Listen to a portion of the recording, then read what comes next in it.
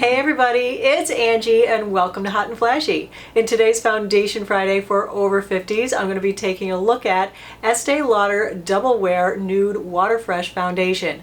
Now this is a brand new release by Estee Lauder. I am finally ahead of the curve on one of these guys. I heard that this was coming out a while ago and I stalked the Estee Lauder counter until it finally showed up. Today we're going to put it to the test to see how it performs on less than perfect, more mature skin. I've been testing this out for over a week already. Let's get into it. We have a lot to go over. So this retails for $42 for 1 ounce of foundation. It comes in 12 different shades. It is supposed to be a 24-hour wear, light to medium coverage, real skin finish that moves comfortably with your skin, hydrating foundation. The package is a lovely, elegant, square glass frosted bottle, and when you open the cap, surprise, there is no pump, which I hate. I think most people hate. What they recommend is that you put your finger over the top and dispense it by tipping it over onto your finger. So a little disappointed in that, especially for this price point. This contains an SPF 30, which is from octinoxate,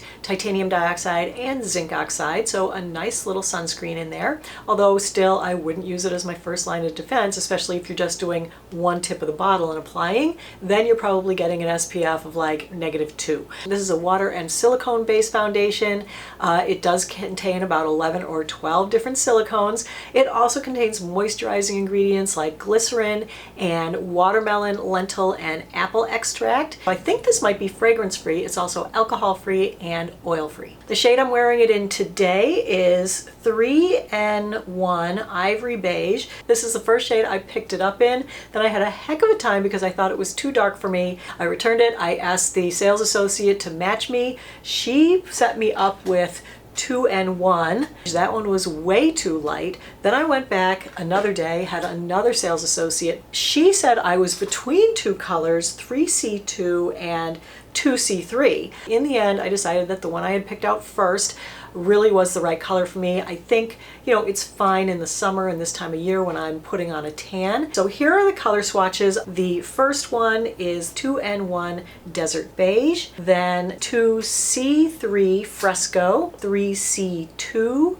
Fresh Nude, and the last one is 3N1 Ivory Beige. All right, let's start in with day one. I don't try it with any primer or setting powder or any helpers, and I applied it with my fingers. This has a very lightweight, thin consistency. The color was pretty good, but I found it was slightly dark for me. It definitely glides over the skin. It's very easy to blend with the fingers, but went on slightly streaky. I used 6 tips of the bottle to get this amount of coverage. The sheer coverage gave good blending of tonal issues like redness around my nose and cheeks and chin, but it didn't cover over red spots or age spots on the side of my face. It has a very natural, soft, luminous, skin-like satin finish.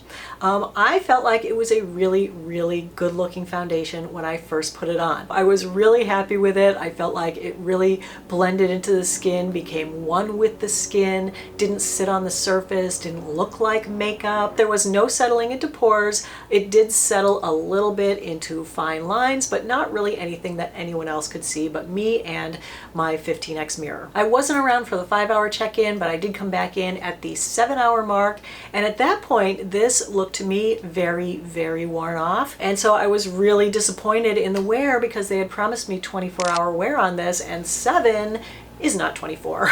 Not even close. At this point, it had become very shiny, it was broken up on the surface, and it was patchy. And I didn't enjoy wearing it throughout the day because it stays tacky and damp feeling. It doesn't really dry back. Whenever I touched my face, it was coming off on my fingers. But the flip side of that is that it wasn't drying. It was very lightweight and comfortable to wear, and it didn't feel drying at all. It didn't look drying at all, and I felt that even though it was fading pretty significantly, that it was fading in a way that didn't make me look older. and that it had looked youthful and nice for probably the better part of the 7 hours, but it certainly wasn't going to make it up to 24 hours. So moving on to day 2, I thought, well, if I'm not getting long wear out of this, let me try it with primer. So I selected the Urban Decay Optical Illusion Primer. This is a water and silicone mix. So the base ingredients in this match the base ingredients of this, so they should play well together. I applied it with the sponge on one side, and I used my Morphe G6 brush on the other side. So I did try to build it up just to see, and it is buildable up to medium coverage. I don't think you would ever really get this up to full coverage, but that's not what it's meant for. The sponge side went on better and more evenly than the brush side, but it did look more makeup-y with the primer and with the heavier coverage. Because the color was so light, I tried to add a powder bronzer and discovered that, oh my god, because this stuff does stay tacky for so long, powder products just stick right where you put them and will not blend out. I came back on camera to show you guys what it looked like. This is after 10 minutes of trying to blend this bronzer and blush out. So it's just crazy sticky. And then I was like, well, it's so sticky, I'm going to add some setting powder so that it will actually, you know, dry back and I won't be feeling it all day. The setting powder on top of it just added to the cake. And I felt like I was such a cake face by the time I was done with the primer and the 2 coats of the foundation and the powder. I was like, this day is a total loss. So I washed my face, so I can't tell you if the primer actually worked, but what I did find is that it doesn't look good with primer, and with setting powder, it also doesn't look good. Moving on to day 3, I used it with a chemical sunscreen underneath. I put it on with a sponge, and I had the new sample of 2C3, so the shine from the sunscreen was showing through the foundation. And I also put on setting powder to reduce the shine and tackiness, because I thought, well, maybe it was just the primer that was making it look cakey. Let me try the setting powder. And I felt like it looked pretty good. It was sitting better on my skin than it had with the primer, and I felt like even though it was a little too light, it looked better than the day before. So at the 5-hour check-in, this was majorly worn off, and all I was left with was shine. All my redness, age spots, pores, and shine were showing. Then at the 9-hour check-in, it was still majorly worn off. I mean, it's not like it wears off in a bad way. It wasn't sliding around. It wasn't you know, gathering up in pores and wrinkles. It wasn't making me look older. It was still very moisturizing and comfortable, but it just, you know, gets sheerer and sheerer until basically you've got nothing on your face but just kind of the shininess that's left from the foundation. So on day 4, I know, I tested this one epically. I used the Clairsonic brush to apply it, and I really loved how it went on with this brush.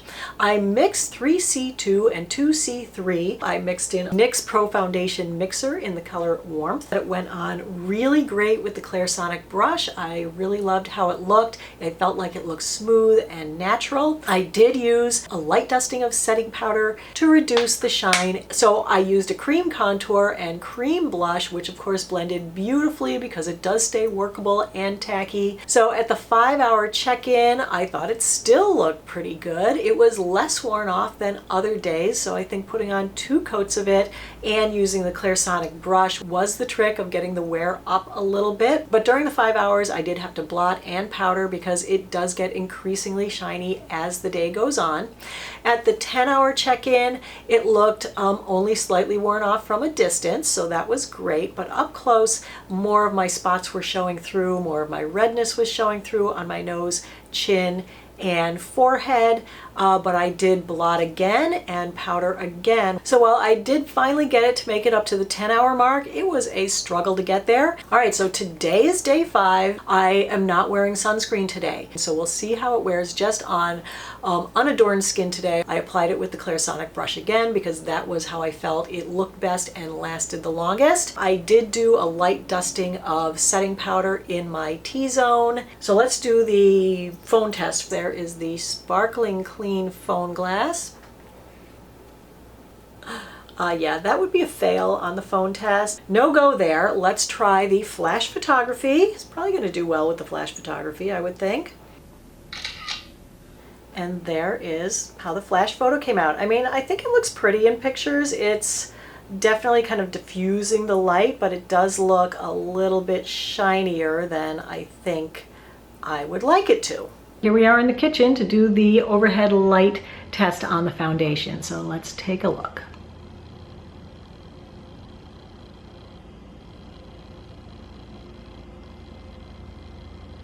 I've only had it on for an hour or two, and so I feel like the setting powder is still holding up pretty well, and it hasn't gotten too luminous yet, so I think this looks nice.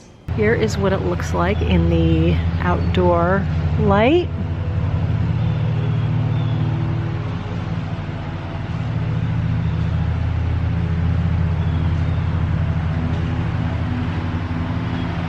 The sun's up there behind that big cloud. And I think this is a really pretty foundation. I'm really liking the way it's looking. Just if it were slightly less luminous and if it would last longer. I mean, promising me 24 hours wear and then delivering 5. Oh, wait, the sun's peeking out from behind the cloud. Here we go. There we go. There it is. Ah, must close eyes.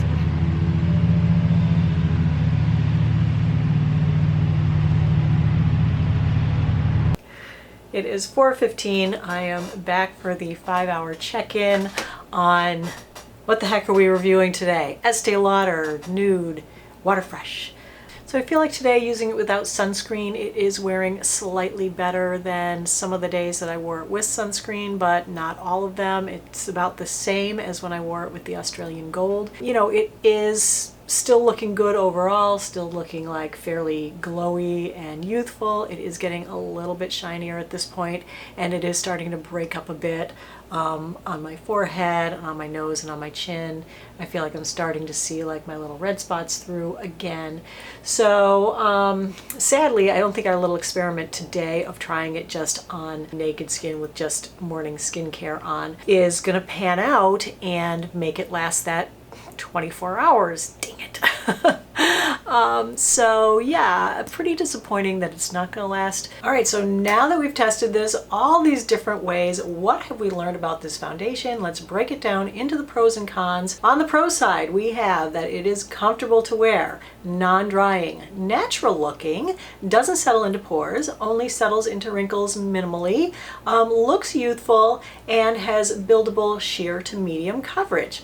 On the con side are that it is not long wearing and would never live up to that 24-hour promise, which sometimes I wonder why they make these 24-hour claims anyway. It does get shiny during the day. Because it gets shiny, it will accentuate some texture.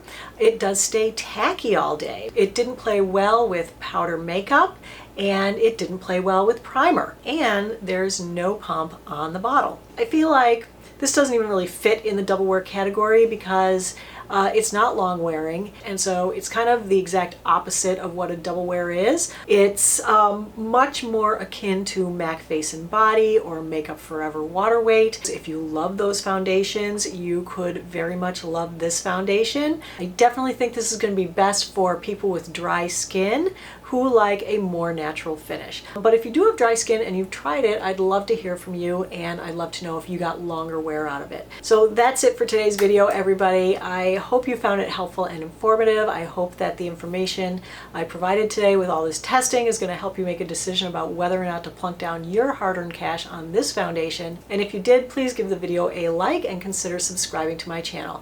So thanks as always for watching. I really appreciate your time, and have a great day. So I'll see you in the next video. Take care, everybody. Bye-bye.